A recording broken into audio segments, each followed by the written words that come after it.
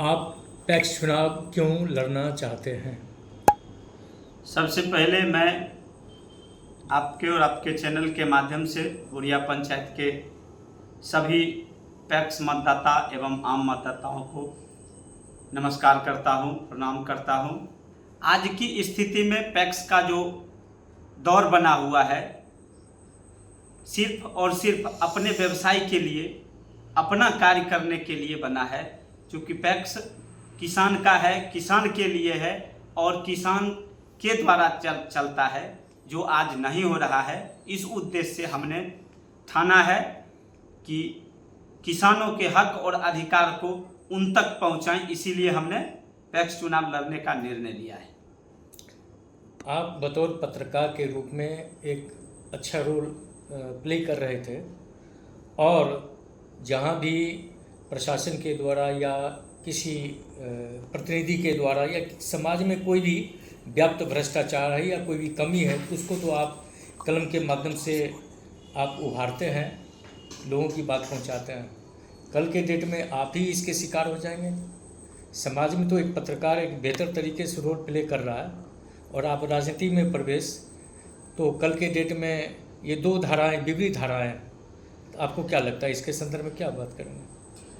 आपने बहुत अच्छी बातें कही है कि पत्रकारिता से सीधे राजनीति में आने का उद्देश्य, मेरा मुख्य उद्देश्य है कि पत्रकारिता से हमने राजनीति के महत्व को समझा है।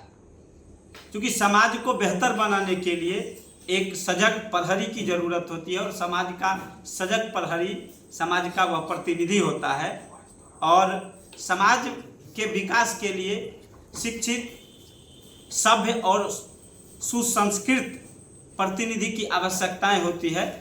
इसके लिए हमने चुना है और हमने समाज को, जो किसान को जो मिलना चाहिए था, उस अधिकार को हमने पत्रकारिता के माध्यम से अध्ययन किया और हमने फैसला लिया कि राजनीति में आकर उन सभी लोगों को चुनौती दें, उन सभी लोगों को बताएं जिनका कहना है कि पैक्स एक जन वितरण प्रणाली चलाने का एक साधन बन गया है।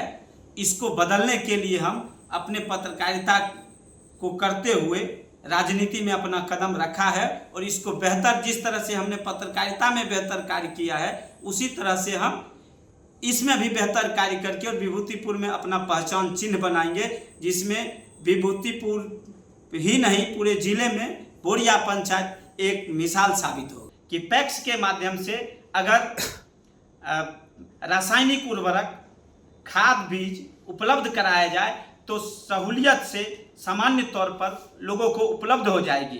किसानों को अच्छे अच्छे वैज्ञानिक को बुलाकर उस सहकारिता के माध्यम से प्रशिक्षित किया जा सकता है, मिट्टी जांच की जा सकती है, लेकिन यह कहीं से नहीं हो रहा है।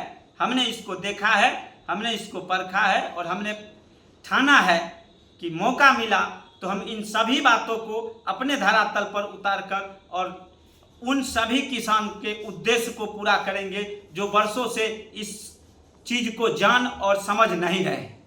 तो यदि मान लिया जाए कि आपकी जीत हो जाती है तो आपके खास एजेंडा क्या होंगे और किन महत्वपूर्ण बिंदुओं पर आप प्राथमिकता के साथ काम करेंगे? यह हम अपने पंचायत वासियों से वादा करते हैं कि आज तक हमने जिस कार्य को किया है, अपने लगन से, मेहनत से और परिश्रम से किया है, हम इसमें कोई धन उपार्जन के लिए नहीं आए हैं।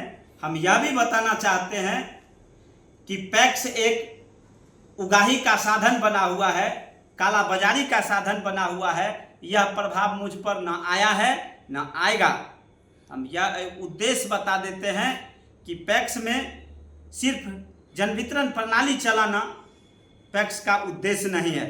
पैक्स का उद्देश्य है कि अपने पंचायत में सहकारिता के माध्यम से पूरे पंचायत में जो व्यक्ति किसी भी लाभ से वंचित हो रहे हैं, किसी भी लाभ को नहीं ले रहे हैं या कोई अन्य व्यक्ति उठा नहीं रहा है, तो उसको सहकारिता के माध्यम से कलेक्ट करके हम उन तक पहुंचाएं।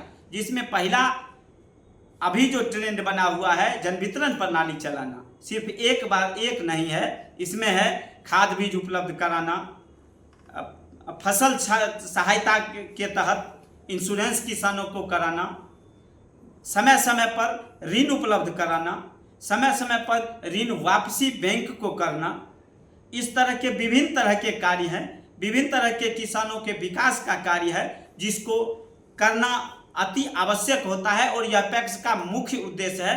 आज किसी भी हम जो देखते हैं कि बोरिया पंचायत में पैक्स बना हुआ है, यहाँ धान का क्रय केंद्र नहीं है, हम यह भी वादा करते हैं कि धान का क्रय केंद्र होगा और बोरिया पंचायत के कोई भी किसान पंचायत से बाहर बेचने के लिए कोई भी अपना फसल बेचना चाहेंगे तो उनको पैक्स के अंदर क्रय केंद्र खोल करके और उन्हें सरकारी मूल्य पर हर चीज उपलब्ध होगा, उन्हें बाहर जाना नहीं पड़ेगा। जैसे कि अगल बगल के पंचायतों में यह देखना मिल रहा है, वह हमारे पंचायत में भी यह मिलेगा। अभी किसान की एक जो मुख्य इशू है वो अगर समय पर खाद नहीं मिलना, और मिलता भी है तो वो काला बाजारी के द्वारा मिलता है।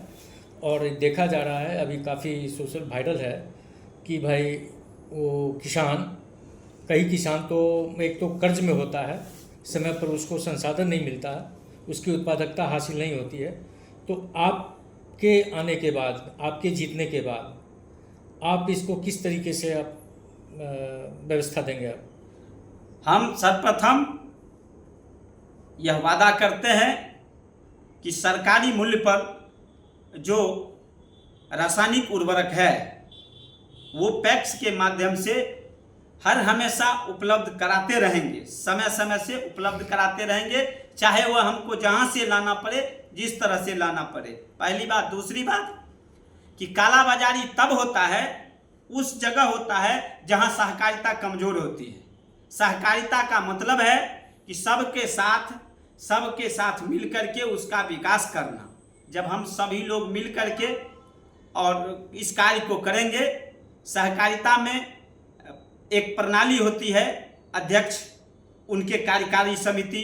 जब हम अध्यक्ष होंगे तो हमारी कार्यकारिणी समिति होगी, वह कार्यकारिणी समिति प्रत्येक महीना बैठक करेगी, अपने अपने समस्याओं को कार्यकारिणी के लोग वहाँ रखेंगे और इसका निदान के लिए उसी में से उपाय करेंगे, और उपाय करके और सारी व्यवस्थाओं को बनाकर एक सहकारिता के माध्यम से, जिस तरह से गांव में स्वयं सहायता चलता है, उस तरह से किसान का एक स्वयं सहायता की तरह कमेटी बना करके हम इस कार्य को करेंगे ताकि किसी तरह का दिक्कत नहीं हो।